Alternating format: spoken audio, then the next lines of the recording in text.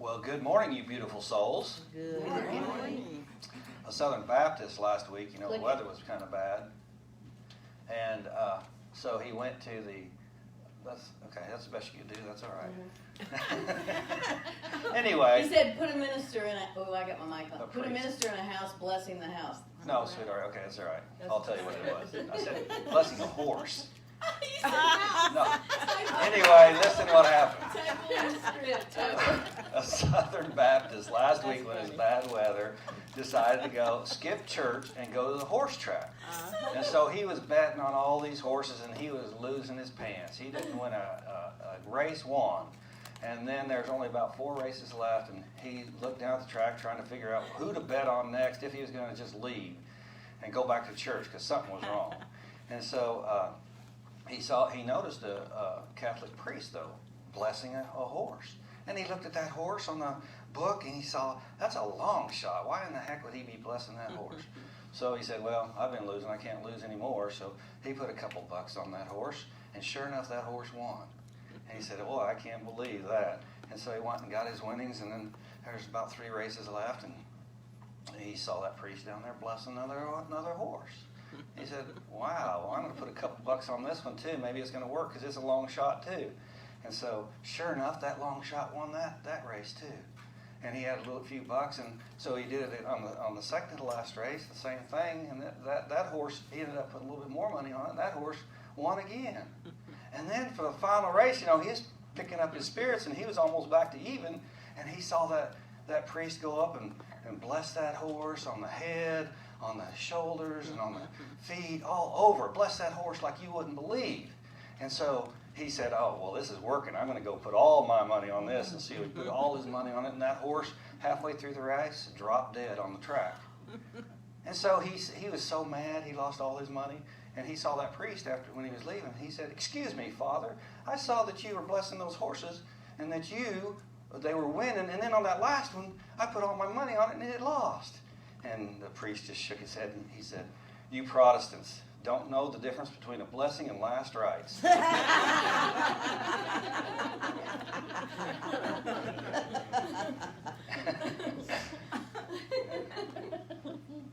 All right. Well, so today's lesson title is Rhythm, and I really am psyched about this because it's really a catharsis for me to find this out. And I want to kind of explain when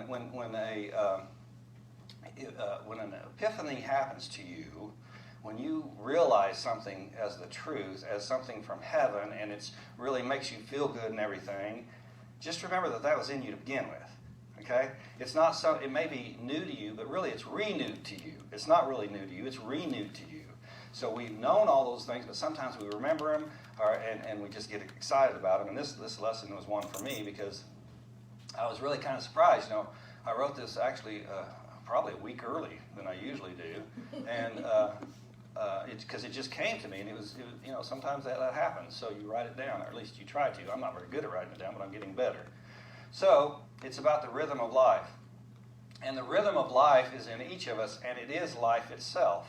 There is a beat within us that sometimes that we don't tune into. I'm speaking a lot for myself. Sometimes I don't listen to it. And so if you don't listen to it, and even though I tell you all when we're praying and all that to make sure you stop and listen instead of talk all the time, sometimes I don't do it. And I do it in prayer, but sometimes I don't do it in just life. And so when you listen to it, there is a rhythm to life. There's a rhythm because that rhythm is your soul. And that rhythm, if you listen to it, you're listening to your soul. And it's telling you what your next step is, which is easier if you listen to it. It makes a lot of things easier. And one of the things that really, I think this was the thing that set me off on this whole thing, is the Bee Gees. And it doesn't make a difference whether you like them or not, but I always liked them, especially back when they're in their heyday, but I still like them. But I was watching a documentary of their transition and all their songs. How they were superstars in England before they came here, and they're kind of on the end of their superstardom when they came here. So back in the 60s and 73, they came over here, moved to Miami, and to try to rejuvenate their career. Well, Barry, the I'd say he's the main singer, but he really wasn't at that point. The other ones were kind of bigger than him, but on some of them. But even Jive Talking, Barry wasn't the main singer. It was not Maurice, but Robin. Thank you. Robin was the main singer in a lot of those early songs. So Robin, but Barry got this. When they're driving in Miami, I've never been there, but he said has a lot of bridges. And when they were driving, he heard this kerplunk, kerplunk, kerplunk, kerplunk, kerplunk. And so right then, if you heard Jive Talking, you know that it starts like that. Anyway, I haven't got it recorded, so you'll have to go and listen to Jive Talking. It's not one of my favorite songs of theirs, but you'll have to listen to how it starts. And that started from them driving over one of the bridges in Miami. And I can just picture that myself, because I kind of picture, and I don't know if it was, but I kind of picture one of those, I'm sure they still make them, those steel bridges. It's not concrete, it's all steel, and you go over it, and then when it has a joint, it goes kerplunk, kerplunk, kerplunk. But anyway, that started their idea of this song, Jive Talking. And the amazing thing about it, when they kept talking about it, is that when Robin or Barry or Maurice would write a song, they came up with the melody, the rhythm, before they came up with the words. Now, if you're familiar with music, that's pretty much the opposite of everybody else. Most everybody else wants to tell a story. And that's not what they did. They didn't tell a story. They told a story after the beat came to them. And that's pretty much remarkable if you think about it, what comes to you and what you decide to do, what you decide to put first when you're talking about how you're living your life, what you're doing in life. Our human training, though, through our humanness in life, tells us to write a story and add the melody later. Because whatever happens in our life, we're going to change whatever we do or do the same thing because of what has happened in our life. We're looking at the outside, trying to change the inside. And that's exactly opposite of what we should be doing, to be quite honest.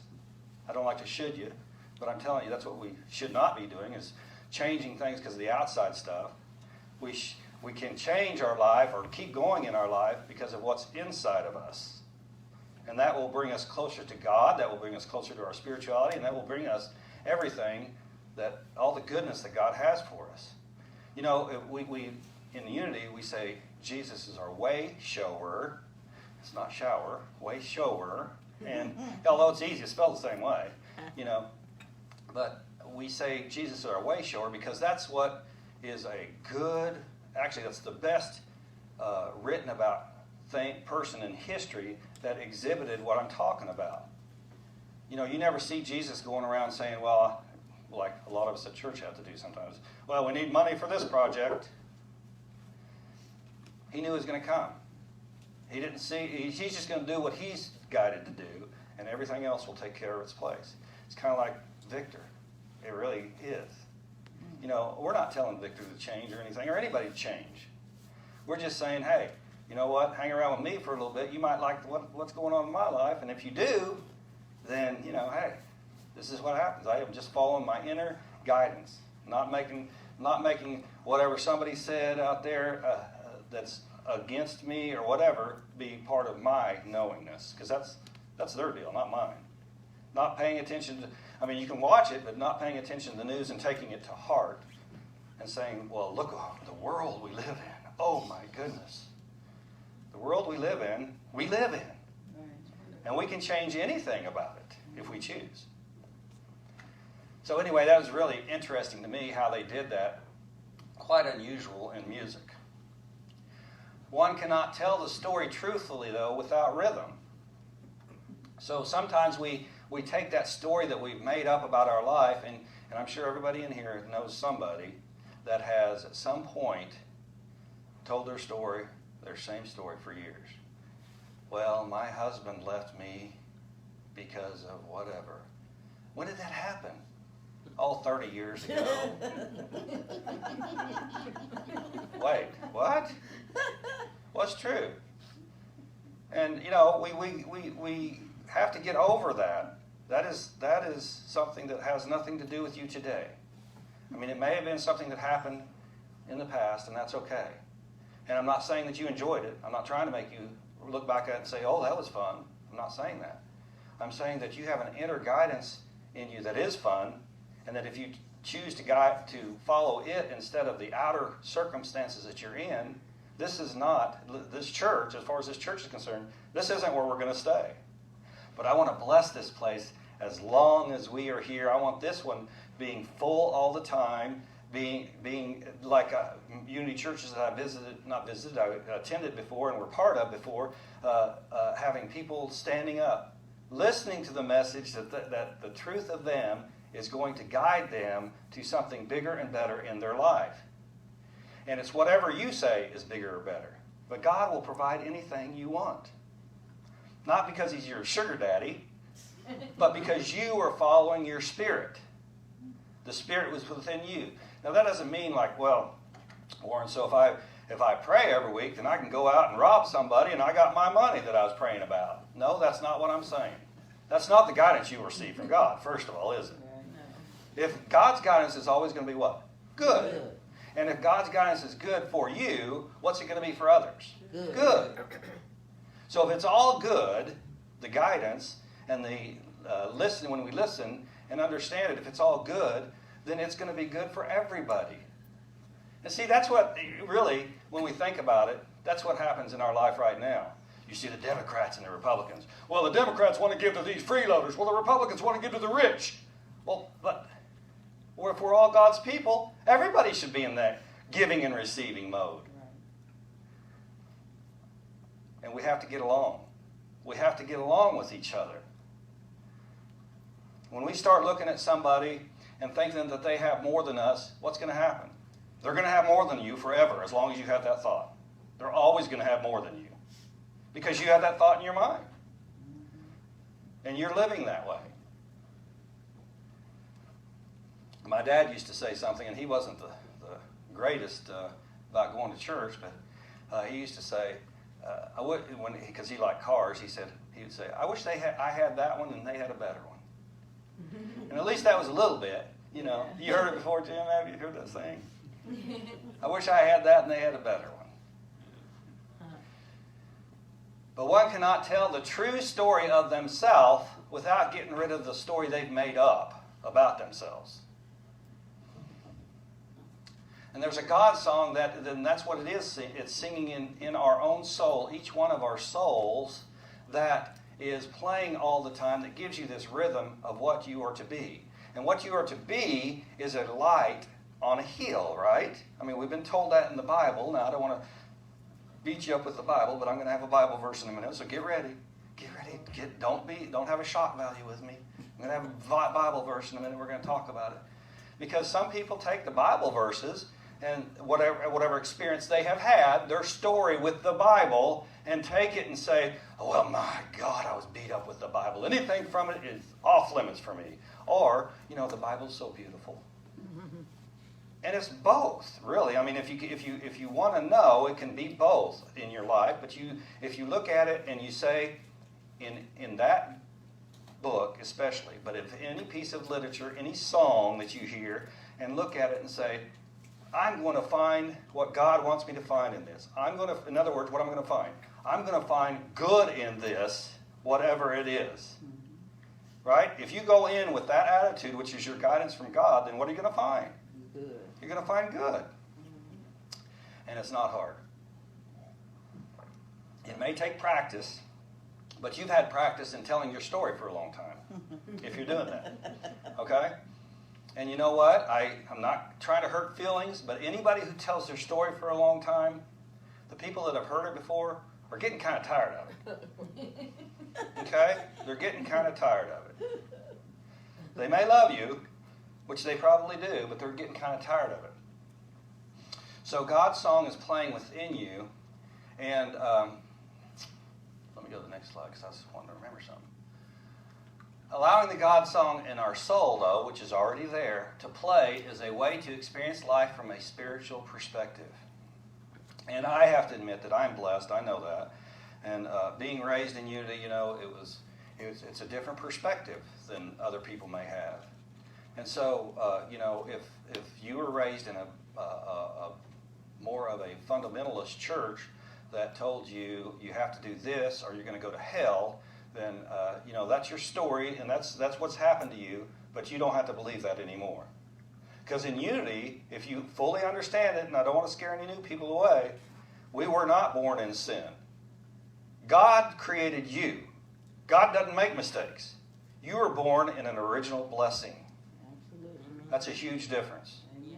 And as a child, if you're raised in that environment, knowing that you were an originally born blessing, then that changes everything for you as you go forward. Well, someone's picking on me at school. You don't have to put up with that. You aren't born in sin. You're not less than anybody or anything. That doesn't mean you're going to be better than other people, although you may be at some things, But you don't look at it as I'm better than you, but look at it as we are both equal. We are both children of God. Let's work together to create the earth, the world that we want to live in. We're asked by one of our congregants earlier to bless the country of, what is it, Ghana? Or Guyana? No, it's Ghana. Ghana. Yeah, Ghana's in Africa, right. And, Francie asked me, well, why? What's going on over there? And I tried to look it up. I didn't see it. I saw some upheaval in West Africa, but I don't know exactly how close that was to Ghana. But, whenever we see an upheaval from a government, or whenever there are arms involved, what are we looking at? We're looking at someone thinking that their power is diminishing somehow.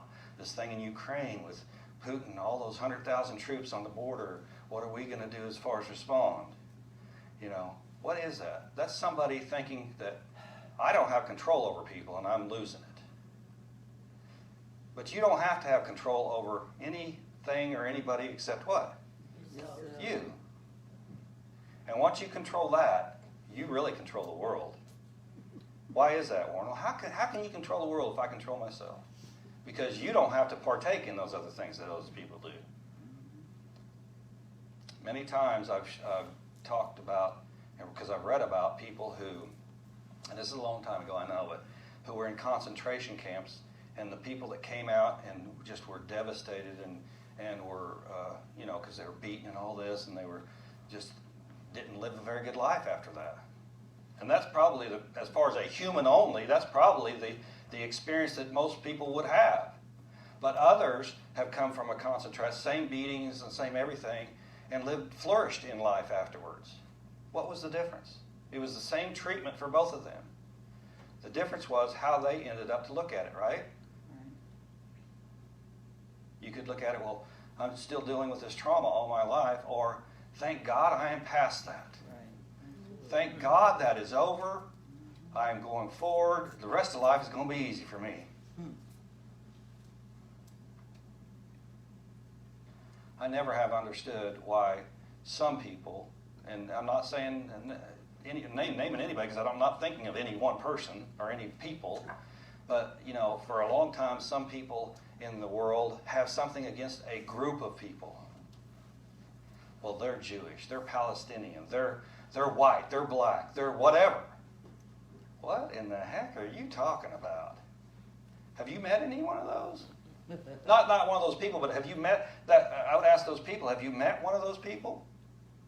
It's like the abortion or the born in blessing or born in sin deal. I tell this story a lot, and I tell it because it really was eye-opening for this person, and I'm very glad that I had a part in it. In Wichita, Kansas, it was a hotbed, and probably still is, but it was a hotbed for the abortion controversy, if you will, because we had a high-profile abortion clinic there, more than one, but we had one, probably the leading doctor that performed abortions in the U.S. And so people would always protest his clinic, and actually my company had a contract with them, and every time we'd have to go there to deliver stuff, it's like, oh man, we have to go through these protesters, both in and come out, Of course, we had our name on the side of the vehicles. It wasn't like we wanted to take a stance on either side, but, it was obvious we were doing something with that company. So anyway, one time though, we had I don't know if it's Bishop Spong or I can see the guys, Matthew Fox come, and I don't remember which one it was. Do you remember? I got to get that story right. I don't remember. I think it was Spong. Spong came to speak at our church in Wichita, Unity Church, and those protesters showed up at the church. In fact, the national guy showed up at the church, and they had these box trucks, with pictures of abortion fetuses, and it's really gross pictures, to be quite honest. Parked out there, and the entrance, they were walking along it just like they could legally, on the sidewalk, making people have to wait a long time to come in, and all that. Well, anyway, so I went out there to him, and his name was, gosh, I wish I remembered now, and I forget his name, but I've told this story too many times. Anyway, but it's a good example, is what I'm telling you. So I went out there, and I said, well, what's going on here? What are you actually protesting? And they said, well, the way he teaches all this, and he's saying that abortion's okay and all this, and I said, well, what do you believe about all that? And I said, well, we believe that abortion's a sin, and I said, well, what about your family? How does your family? He's had something like 5 kids or something, and he said, I said, well, do you believe that all of us are born in sin? He said, I sure do. It says so in the Bible. And I said, really? Well, when you looked at your child, any one of them that was born, did you say when you saw that newborn baby that this is a sin? And it kind of took him aback. And he stepped back, and you could see he thought about it. And he wasn't a guy to sit and think about something. He was a guy to yell at you. And when we have those aha moments, it doesn't mean that you were wrong all of your life thinking whatever you're thinking. It just means that you learned something new. And I hope to heck, as the years that we live here, that we hope each year we learn at least one thing new, especially about our spirituality. Because that's what we're doing. We're growing in our own spirituality. Can I say one thing about that? Yeah, go ahead. About them? Turn on your mic now so you can hear. This before, but them protesting at Unity Church was just because they would try to find some reason to protest wherever they could. It wasn't against Unity Church, and it was because Bishop Spong was a Episcopal minister, and he wasn't preaching that everybody was born in sin, and he had changed his thinking about some of the traditional ideas. So they were just protesting because of him being there, but not the church itself. Yeah. I just want to clear that up. Right. Because you've used that example several times. I have. I'm going to have to quit it because it's a story. It's okay. But anyway, allowing that God song to sing in our heart, because I don't even know in that story, I don't have any idea where that came from. I just went out there to try to, because somebody had come in, and I don't know, on the board then or something. Somebody had came in and said, well, we can't even get in here hardly. And so I went out there to try to clear the way for them, to be quite honest. So anyway, when we listen to God's song in our heart, and we go into those, even a confrontational situation like that, we are, peace be still. We are still. We're not going to let those outer things that look like it's really, really rough get into our psyche and make us change of who or what we are. We have to focus ourselves, and that's why I was talking about a minute ago, is practice. It takes practice. I suppose if I wasn't doing what I was doing at that time, I probably would have gone out there, maybe got in a shouting match with him. Okay? But that's not the point. You don't put out fire with fire, do you? Nope. Never, ever. Although, forest fires, you burn them back. I understand. Don't give me that. Okay. Raising our awareness of who we are affords us the ability to have answers where once there were none, just like I was saying about that example. Sometimes we don't have to have, when we're going into a situation where we may feel trepidation or feel, in the past we have been uneasy about that, we just try to release that. But when we listen to that God song and we go into that same situation, then we have maybe, instead of responding to, or reacting to something, we respond to something. And so let me tell you a situation might bring up a thought for you. Family reunions. Everybody that has a family reunion probably knows, well, Uncle Jimmy, I wish he wouldn't show up. All he does is cause a ruckus, But if we go there without thinking that, And when Uncle Jimmy does cause a ruckus, maybe we'll have a response that'll settle him down and make him feel at ease. Because that's what most of the time it is. When we're lashing out at somebody, we think that that other person has something that I want, and I don't have it. But if you understand the truth of who you are, you have everything. And instead of thinking that someone else has something, whatever that something else is, if you can identify it, which is the point, to identify it, then figure out how you can have that too. And how you can have that too is understanding that you are allowed to have it, no matter what your situation is, and nobody's going to stop you from getting it, and that there's an overabundance of everything. When we forget that, we lose our way. But whenever we think of lack, whenever we think of anything like there's only so much to go around, then we're going to run into a little bit of problems. Okay. All right, I'm going to tell you a Dave Ramsey story about that real quick. Dave Ramsey, if you've been in our class, then that's cool. If you've been in another class, that's cool too. But Dave Ramsey will tell you that, especially when you're starting out, if you have financial issues, because that's what he's about, if you have financial issues and you have $1,000 a month coming in and you have $1,500 worth of bills due every month, you've got a situation, right? Mm-hmm. You're not going to be able to pay all of them, are you? Nope. What as humans, what usually happens? We'll pay some here, some here, some here, some here every month. And all we're doing is following a dead dog, essentially. We're never going to get it to come alive, are we? So Ramsey suggests this. It's a good suggestion. List your bills how you want to pay them. What's most important for you to pay? Now, not only for you to pay, but what's realistic too. Like, I have a buddy that I owe some money. He's real important. I'm going to put him in number one and put an electrical bill below that. You can't really do that, okay? You got to pay your electric bill, especially if you have a family. You got to pay certain things first, all right? So you'll pay. You put them in order, and then look how much it is each month. And when your $1,000 runs out, that's your line that you have to stop at. And so those people below that are not going to get their money. You're going to have to pay those people until they're paid off, the first ones you got the $1,000 for, until you can get to the others. Now, when one of them's paid off, you add the next one. Now, what do you think those people that didn't make the red line are going to say to you?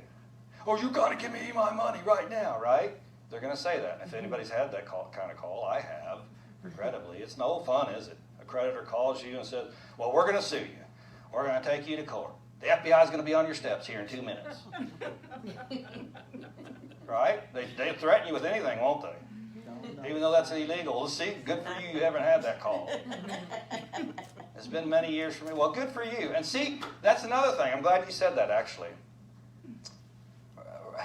And the reason I say this is because it's a little bit of a pet peeve of mine because of politics.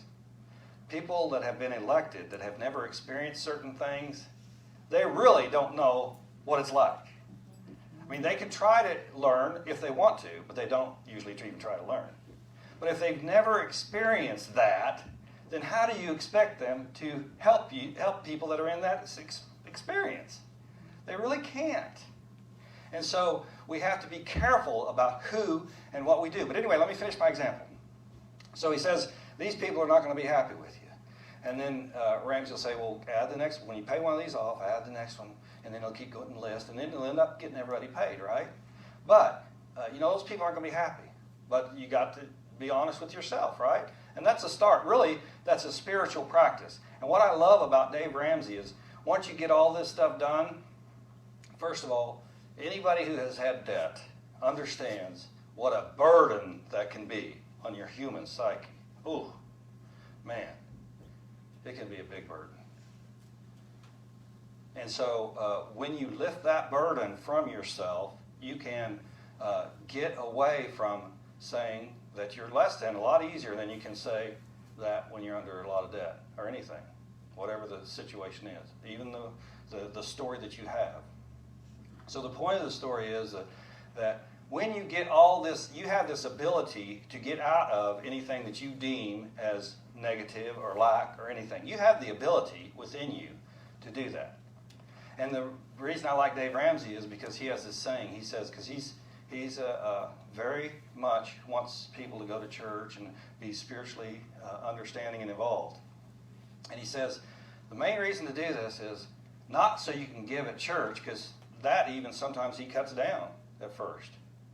But so you can go to church and give, not so you can give like nobody's business. And that's what is great. So if you go to church and you give $10 a week, and you give $10 a week for your life, that'd be great. But if that's a stressor for you to give that $10, that's not really great. And I'm not cutting my nose off to spite my face, because I'm telling you this. If you give begrudgingly, don't give. This isn't really part of this lesson, but don't give. It's a part of life lessons, okay? Because of the fact you need to be giving, and it says in the Bible, but it says give as a cheerful giver. The reason is because you understand that if you give without any trepidation, like some people, I've gone both ways, but some people want to earmark a gift for a church, right? Well, I want to earmark this for signs outside, and if those aren't built by whatever, then I'm going to pull it back. But when you do that, that kind of constricts the focus of where that money is going, right? And what the church is able to do with it, right?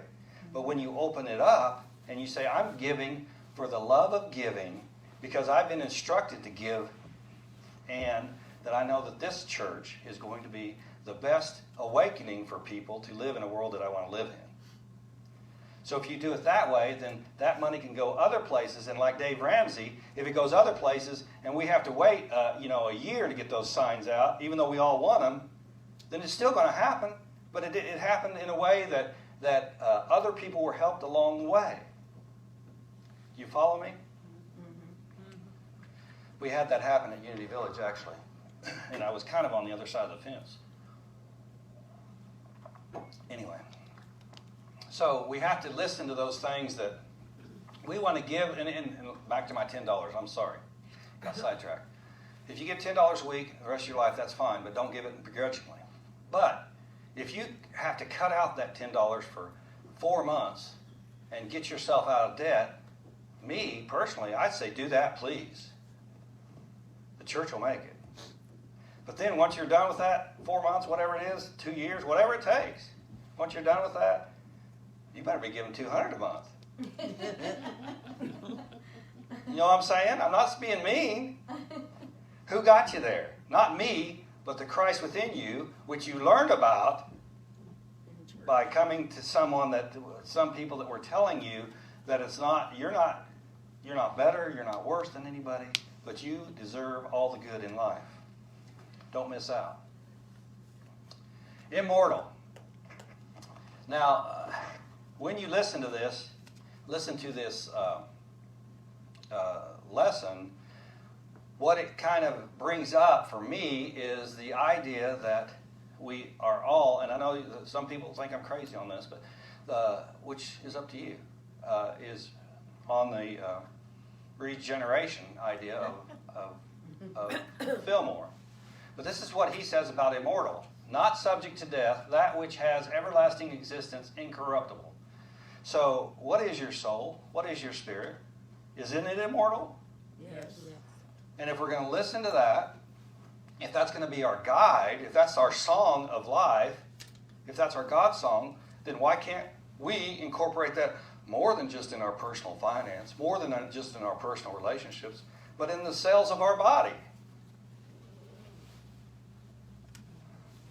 Just give it a thought. Also, I wanted to use the word immortal because that's the song we're going to listen to after at the end of the service, our lesson. This is the quote that I wanted to use because I heard a very popular minister in Atlanta give this quote and have troubles with not liking the answer to the quote, but he went on and he did a fine job. But I'm just saying that this is the difference between the truth as far as unity and what some people are brought up with in fundamental churches. It says, "Dear brothers and sisters, when troubles of any kind come your way, okay, so this is what he went on to. He said, well, this is James, if I remember right. Yeah, James talking or writing and saying this. And James, if you remember, which I really will give this guy credit, he admitted that this James was Jesus' older brother, which most people in fundamental Christianity won't say. Because James at this time was the head of the Christian church, okay? I don't want to get into a lot of lesson, but as far as history, but James was the head of the Christian church. This is after Jesus had been crucified. Dear brothers and sisters, when troubles of any kind come your way, and what this minister said was, wait a second, this guy was, 2,000 years ago, and he's talking about when troubles come of that time. He doesn't know what my troubles are right now. So how can he say, count it all joy, essentially? Consider it an opportunity for great joy. And this is the New Revised Edition or something, so it's a little bit easier to understand in English. Consider it an opportunity for great joy. And he was having trouble with that answer because of the fact that, how can you consider a trial, a tribulation, to be joy? Most people don't do that, right?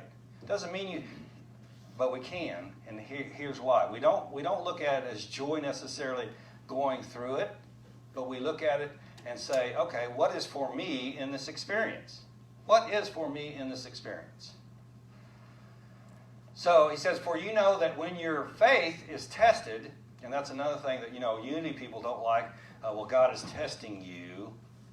And it doesn't bother me because, we are all go through things that we could say that about. We don't have to, and I don't like it for the reason that we think that God is actually up there saying, well, here's a little test for you. See if I can trust you.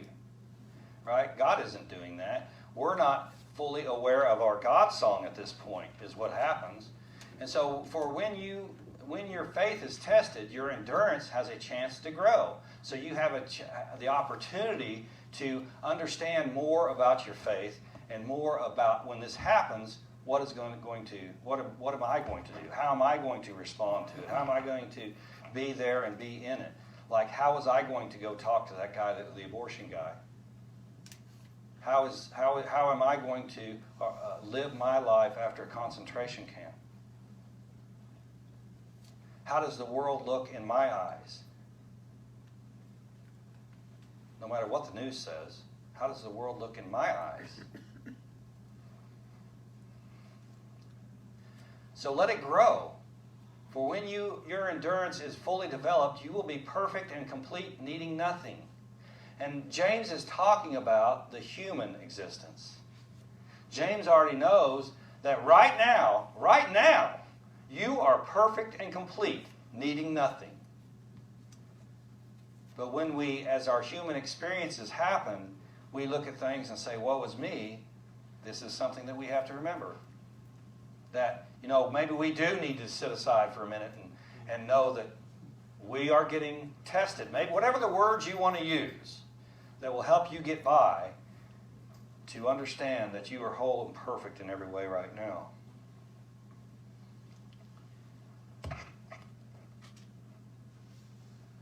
We can focus on the story, the troubles, or we can focus on the lasting point of an experience, the truth.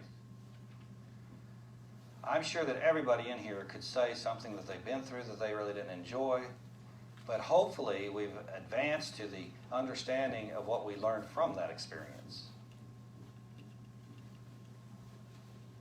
Can we do that, or have we done that? Yes. Or do we need to do that? Yes. Yeah, sometimes we do. You're right. That's okay. That's okay. I am too, sometimes. But the idea that all of us are here, especially in unity, that we can come together at minimum every Sunday and get together and help each other understand the truth of who we are is so important. And that's why I said earlier about children. It's so important for them to have that early in their life, if they can get it, to understand that they are an original blessing. So, shooting that. God's rhythm is beating in our soul, and it guides us in to the truth. Into truth and into truth. So I want to explain that to make sure everybody knows.